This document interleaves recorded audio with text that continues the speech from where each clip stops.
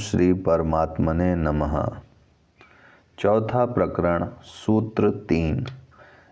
उस पद को जानने वाले के अंतःकरण का स्पर्श वैसे ही पुण्य और पाप के साथ नहीं होता जैसे आकाश का संबंध भासता हुआ भी धुएं के साथ नहीं होता।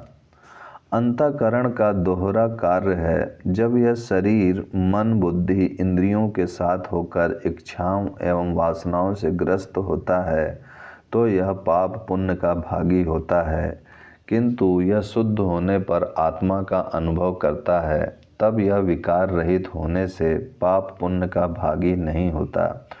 ये पाप पुण्य के भाव उसका स्पर्श भी नहीं कर पाते। पाप पुण्य एक धारणा मात्र है, यह कृत भी नहीं भावना में है। ये शरीर कृत नहीं मानसिक है, जिसका प्रभाव अहंकार के कारण होता है। जब चित्तवृत्ति अहंकार रहित हो जाती है तब अंतःकरण शुद्ध हो जाता है। आत्मज्ञानी का अहंकार खो जाता है, कर्तापन ही खो जाता है। फिर पाप पुण्य का प्रभाव किस पर हो सकता है? कर्तापन ही पाप पुण्य का कारण है। इसलिए जनक कहते हैं कि उस आत्मपद को जानने वाले के अंतःकरण का स्पर्श अब ये पाप पुण्य नहीं कर सकते। जैसे आकाश का धुएं के साथ कोई संबंध नहीं होता, आकाश धुएं से अस्पर्शित ही रहता है। यद्यपि दिखाई ऐसा देता है कि इस धुएं से सारा आकाश गंदा हो गया है। ऐसे ही लोग चाहे यह समझें कि ज्ञानी भी संसारी जैसे ही कार्य कर रहा है, अतः वह ज्ञानी नहीं है, भोगी ही है, पाखंड कर रहा है, दुनिया को धोखा देने के लिए ज्ञानी बन बैठा है। उसने कपड़े छोड़े नहीं, महल छोड़े नहीं, सभी राग रंग वैसा ही है, सब खाता पीता है, अतः यह ज्ञानी हो ही नहीं सकता। ज्ञानी कैसा होता है इसकी परिभाषा भी जब अज्ञानी करने लगते हैं तो अपनी मूढ़ता उस पर थोप देते हैं कि ज्ञानी नंगा रहता है, खाता पीता नहीं है, उपवास करता है, जिसका चेहरा लटका हुआ हो, जिसे एनीमिया हो गया हो, जो क्रसकाय हो गया हो, जिसकी बोलने की शक्ति ना हो, आँखों में तेज ना हो, जो मरे हुए जैसा जीता हो, वह ज्ञानी होता है। यदि किसी बंदर को परमात्मा की आकृति बनाने को कहा जाए तो वह उसकी आकृति बंदर जैसी ही बनाएगा, वह मनुष्य जैसी क्यों बनाएगा? जनक को ज्ञान प्राप्त हुआ, इसीलिए वे इसकी सही व्याख्या दे पा रहे हैं। इस कारण को भी अष्टावक्र जैसा ज्ञानी गुरु ही समझ सकता है। अज्ञानी इसे समझ ही नहीं पाएगा कि जो घटा है वह वास्तविक है अथवा भ्रांति ही है। सूत्र 4। जिस महात्मा ने इस संपूर्ण जगत को आत्मा की तरह जान लिया है, उस ज्ञानी को अपनी इच्छा के अनुसार व्यवहार करने से कौन रोक सकता है? जो अपने को आत्मा से भिन्न मानकर मन एवं अहंकारवश जो कर्म करता है वही कर्म उसे पाप पुण्य का फल देते हैं, तथा उन कर्मों के फल का भोक्ता भी वही मन और अहंकार होता है। किंतु जो इनसे पार चैतन्य आत्मा में स्थिर हो गया, जिसने इस संपूर्ण जगत को आत्मा की तरह जान लिया है, तो फिर ना कर्म करने वाला बचता है, ना उसका फल भोगने वाला, क्योंकि आत्मा ना करता है ना भोगता, तथा जो मन और अहंकार करता भोगता था वह जा चुका है, अब उसका अस्तित्व ही नहीं है, इसलिए पाप पुण्य होता ही नहीं है। जनक यही बात कह रहे हैं कि जिस महात्मा ने इस संपूर्ण जगत को आत्मा की तरह जान लिया है, उस ज्ञानी को अपनी इच्छा के अनुसार व्यवहार करने से कौन रोक सकता है? ऐसा व्यक्ति सामाजिक, राजनैतिक, व्यवहारिक, शास्त्रीय आदि सभी बंधनों से मुक्त होकर केवल ईश्वरीय नियमों के अनुसार कार्य एवं व्यवहार करता है।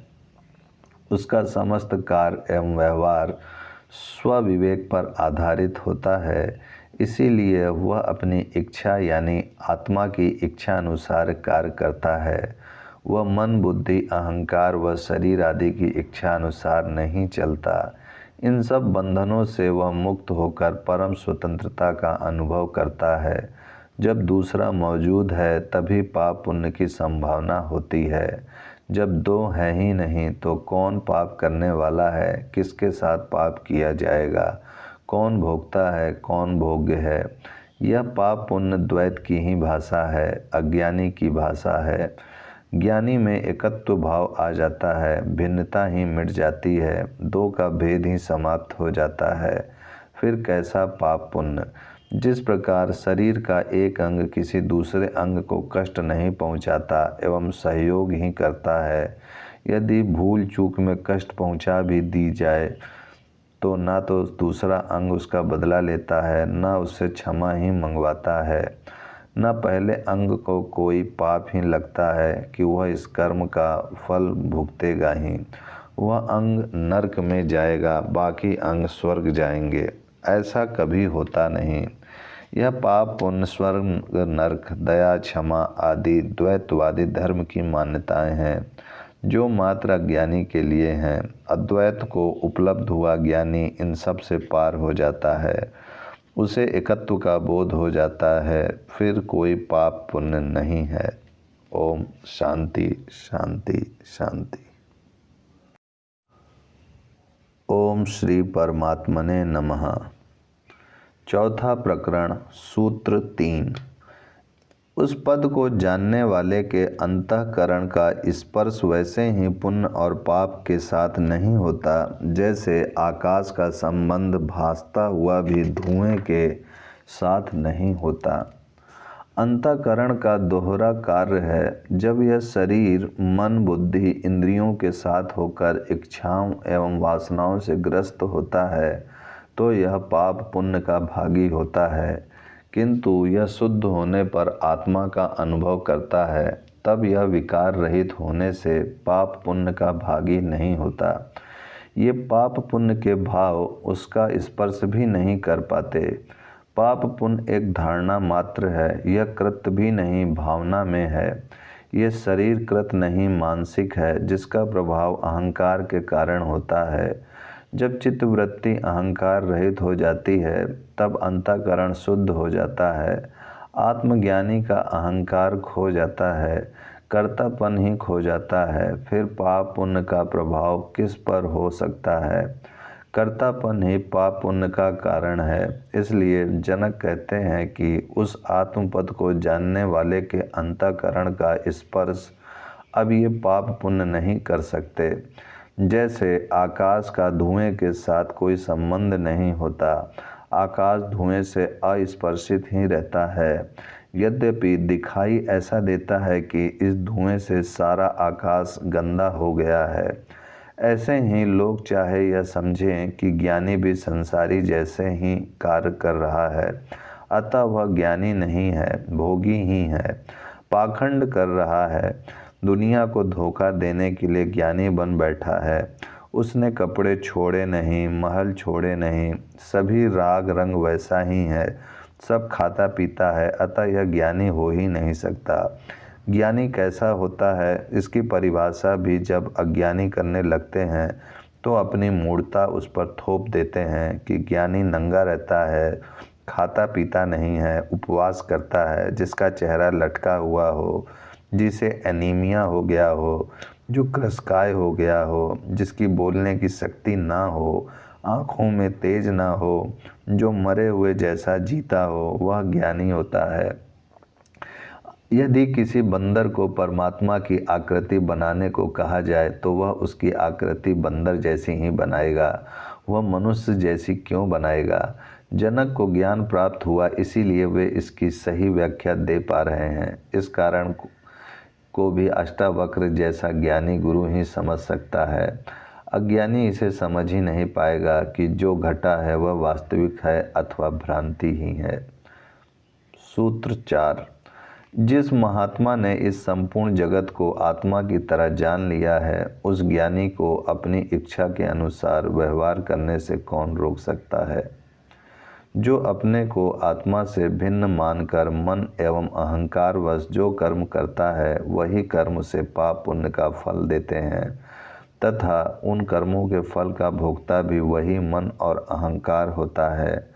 किंतु जो इनसे पार चैतन्य आत्मा में स्थिर हो गया, जिसने इस संपूर्ण जगत को आत्मा की तरह जान लिया है, तो फिर ना कर्म करने वाला बचता है, ना उसका फल भोगने वाला, क्योंकि आत्मा ना करता है ना भोगता, तथा जो मन और अहंकार करता भोगता था वह जा चुका है, अब उसका अस्तित्व ही नहीं है, इसलिए पाप पुण्य होता ही नहीं है। जनक यही बात कह रहे हैं कि जिस महात्मा ने इस संपूर्ण जगत को आत्मा की तरह जान लिया है, उस ज्ञानी को अपनी इच्छा के अनुसार व्यवहार करने से कौन रोक सकता है।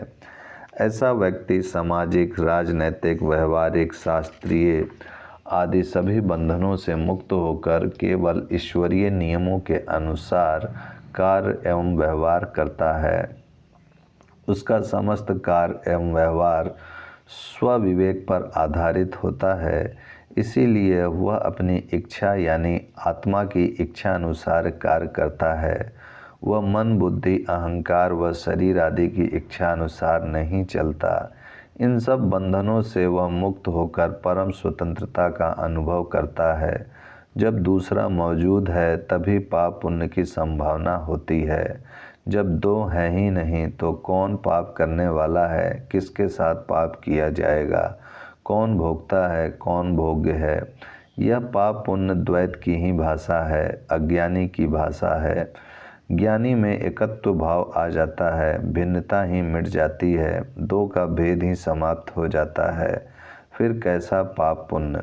जिस प्रकार शरीर का एक अंग किसी दूसरे अंग को कष्ट नहीं पहुंचाता एवं सहयोग ही करता है, यदि भूल चूक में कष्ट पहुंचा भी दी जाए तो ना तो दूसरा अंग उसका बदला लेता है, ना उससे क्षमा ही मंगवाता है, न पहले अंग को कोई पाप ही लगता है कि वह इस कर्म का फल भुगतेगा ही।